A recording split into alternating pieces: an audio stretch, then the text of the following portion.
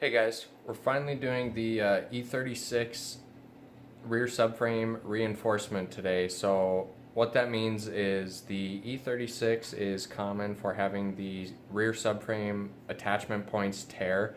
So the solution is to weld in some steel reinforcement plates where those reinforcement point or those attachment points are.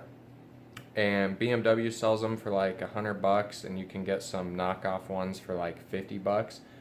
But I don't like to spend money on that kind of thing when I can avoid it by making them myself. So that's what I'm gonna do.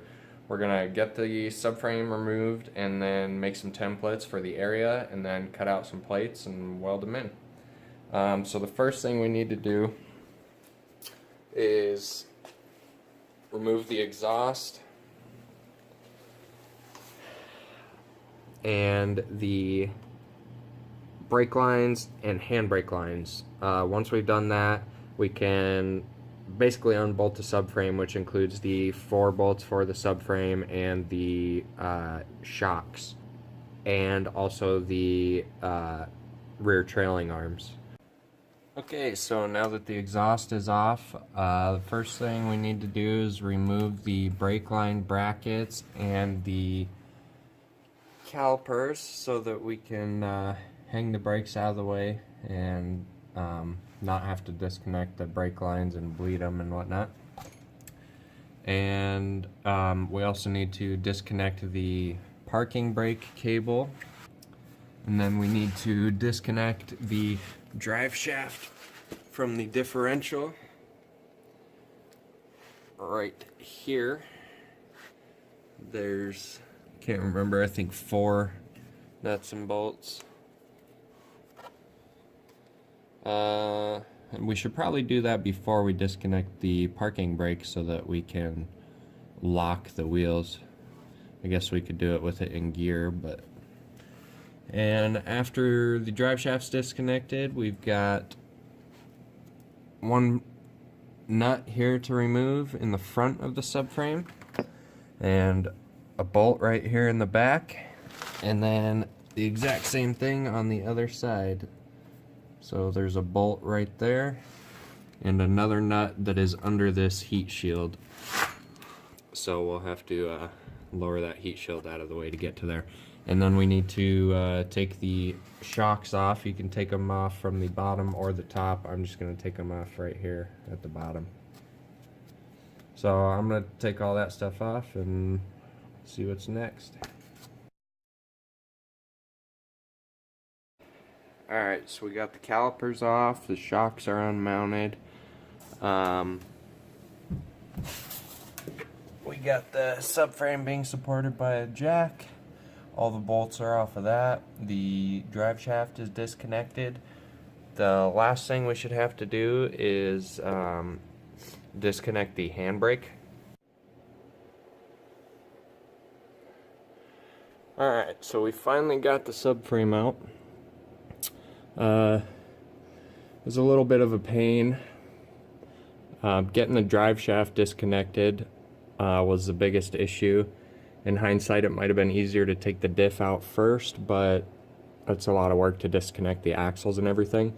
So I ended up not disconnecting the parking brake, and I did not disconnect the brake lines. I just took the calipers off.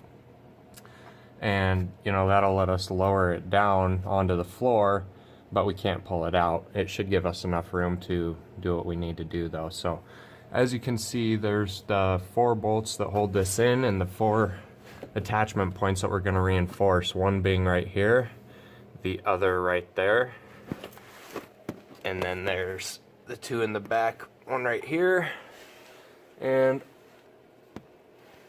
one right there. So 3 of them look pretty good. This one's got a little bit of rust around it, but it's pretty strong. But this one,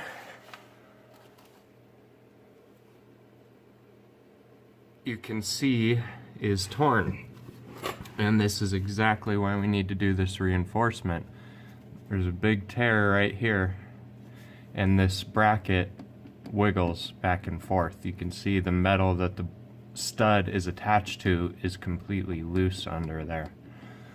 So that's going to make it a little bit extra work, but it shouldn't be too hard. We're going to, first of all, throw some weld in here and try to get that somewhat back to its original strength, and then we'll flap disc it down flat.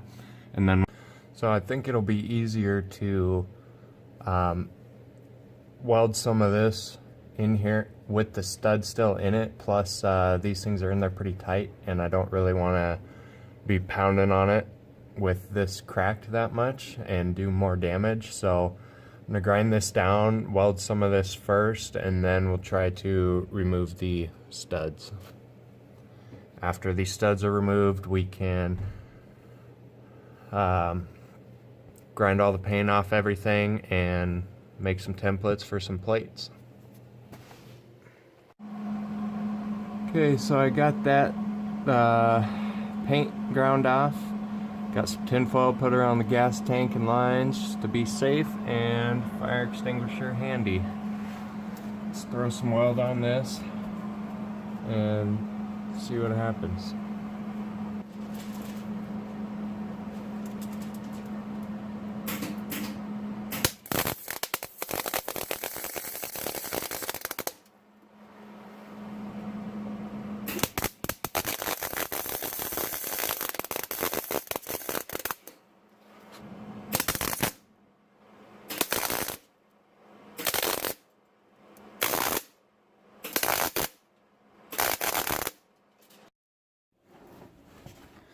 Okay, so we got that welded up.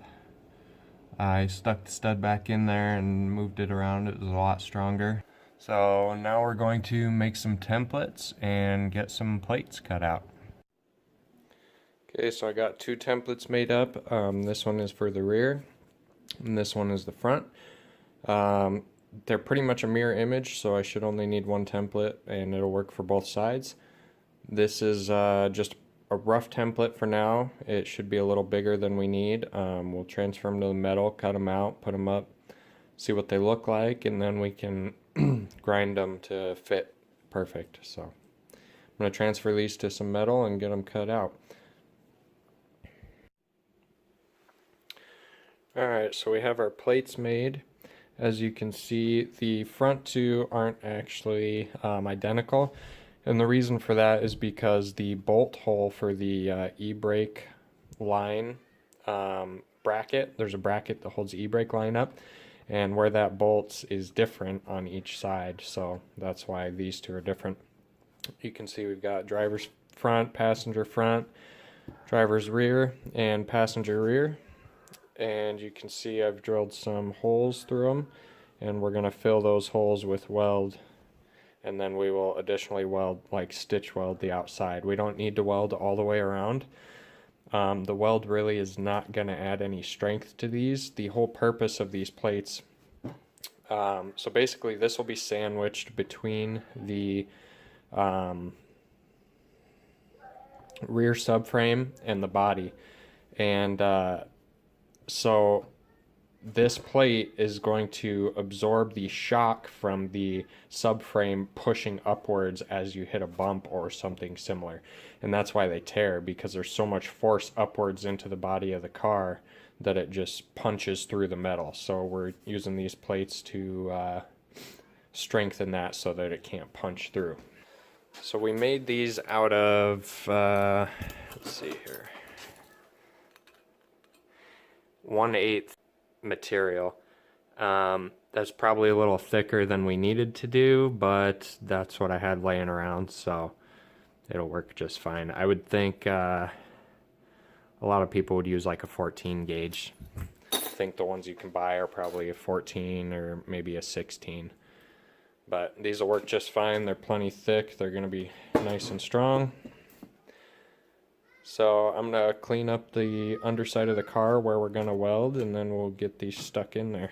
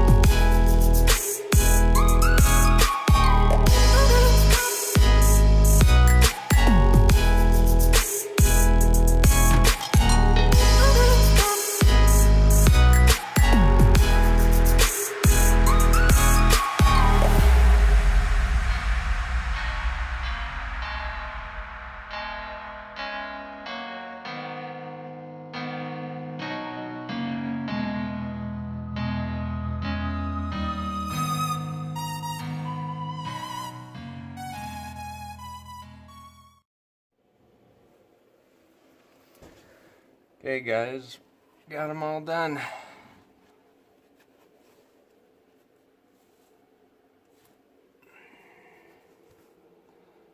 So as you can see, I grinded down all the welds to make everything flush and hopefully fit as good as possible. They're not the best welds ever. It's kind of hard to weld underneath a car that's on jack stands, but they'll work just fine. Like I said, the welds are not structural. They're just to hold the plates in place. So we'll throw some paint on these and then we can put everything back together, and that's pretty much it. If you like this video, hit that thumbs up, share it with your friends. If you want to see more, subscribe and leave a comment if you have any suggestions.